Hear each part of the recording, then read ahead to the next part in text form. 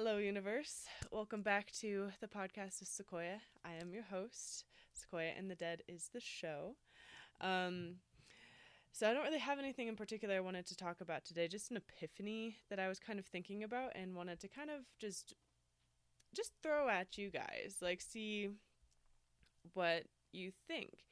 So as we practice all of this enlightenment and mindfulness and all of these different levels of our own self-actualization, we begin to reflect further onto our past. And that's not just our personal past, but also our generational past, our heritage, where we came from, our spiritual past, our past lives, those kinds of things where we're really transcending into a different dimension to a certain degree. With all of this in mind, we are furthering our self-actualization in kind of an ironic manner, because as we gain more knowledge, we are no longer learning for sake of learning. We are learning for sake of this altruistic state of being. This might be a little bit hard to grasp onto because I'm still trying to wrap my brain around it exactly. More so I'm trying to vocalize it because I'm a visual thinker, so putting things from my brain into words is a process to say the least. But while we're stepping into these roles that we play for each other, we have a really, really hard time kind of navigating these different spaces. But throughout the time that we've evolved, we have gone through states of having to be a primal source, like humans had to be primal. After they surpassed the state of being primal, we were able to step up even further and start caring for one another and building societies and growing food and learning these different ways of being and coexisting with one another. So now that we have established a sense of society, we are now facing this sense of our roles in society, because society is not how we were designed to operate. We were designed to operate on the ground, in the earth, with each other, in a sense of communal divinity. But when we're stepping into this state of adhering to a societal norm, we are removing this sense of self-actualization. So it's almost like a catch-22, because we're trying to play into these roles that our society has created for us and we have attributed to, but also we're trying to play into creating our better selves, being better people. And while we're doing this, we're kind of hiccuping a little bit. We are getting ourselves so stuck and not listening to each other and not creating the right boundaries for our existence that we are creating an angry world. We have seen the numbers of mass shootings, particularly in the U.S., rise exponentially as poverty levels have been growing as well.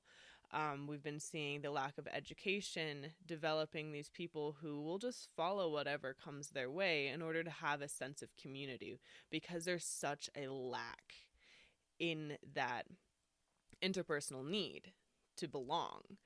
And when these roles are not established by our community via schools and adequate churches and foundations for the mind to grow, then they are going to be building up this state within their own reality. And this is how we're ending up with so many of these really fantastic events, such as these mass shootings that are happening.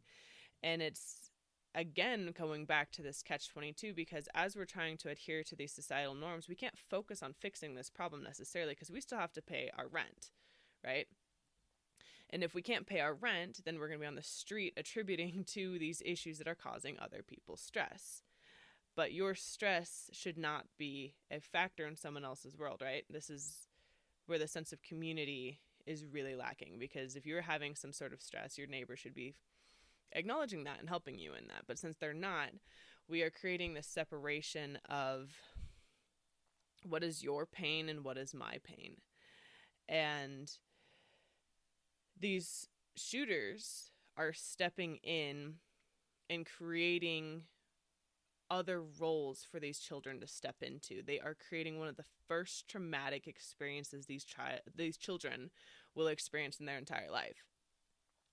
This won't be the last one. Like, for all we know, we will be fighting for water here shortly. Like, we're losing resources. Things are going to be getting harder.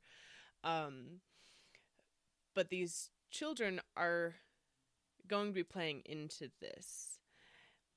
And I think that's where our focus really needs to shift as a society, is further away from this altruistic sense of independence and every man for themselves, and more so to this communal, your pain is my pain. What can we do to share it? Because no one's stepping up to the plate. We're seeing these massive corporations basically taking complete charge of the society that we live in, and basically saying, hey, okay, as long as I got a job, right? No, like, we have got to step away from this. We have to start standing up for our children, because if we don't start standing up for our children, this is only going to get worse. We are going to be breeding very, very traumatized children that won't know what to do with their pain, because the world has taught them that to express is dangerous. To be in existence is dangerous.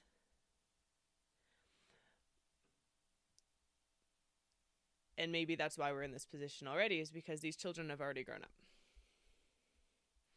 And when these children have grown up,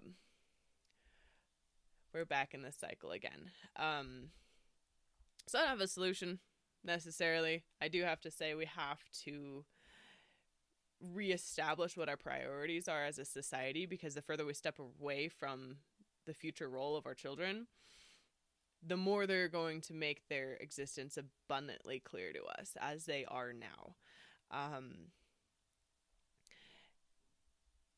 So I think the best thing that we can do from this conversation is self-reflect. What can I do? What can you do to halt this problem, really? Because there are things that can be done. We can write petitions, which is actually not very hard to do. There's plenty of websites available for you to actually create a petition. You can work with your local community. You can develop chapters in your area for whatever you believe in.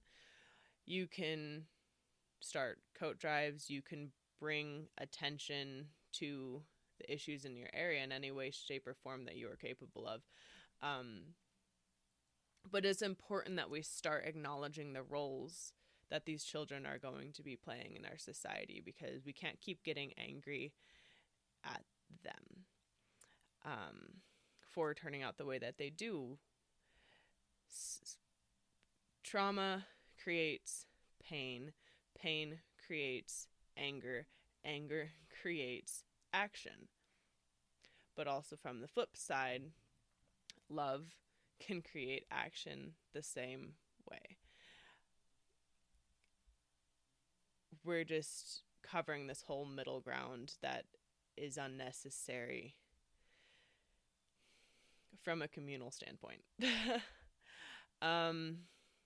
That's all I've got for you guys. Thank you all who tuned in on the Instagram live today. I appreciate that. Stay tuned for more. I have multiple things going on. I hope this podcast worked. I have a computer thing I don't really know how to use right here for the podcast. I have something I'll be chopping up reels with, and then we have our Instagram live right here. So this is a whole new space I've created for this. If there's any topics that you would like me to cover, definitely let me know in the comments on Instagram primarily. And be sure to follow my podcast on Spotify. That's where I find my podcast personally, but I am on every podcast platform you could find. So definitely check that out, Sequoia and the Dead, and also go check out the company website, thedeadroots.org. This is my company, which is bringing attention to our local creatives in the Denver metro area and drawing all of that creativity back into the awareness of our community. So jump on all of that, and we'll see you on the other side. Live spicy.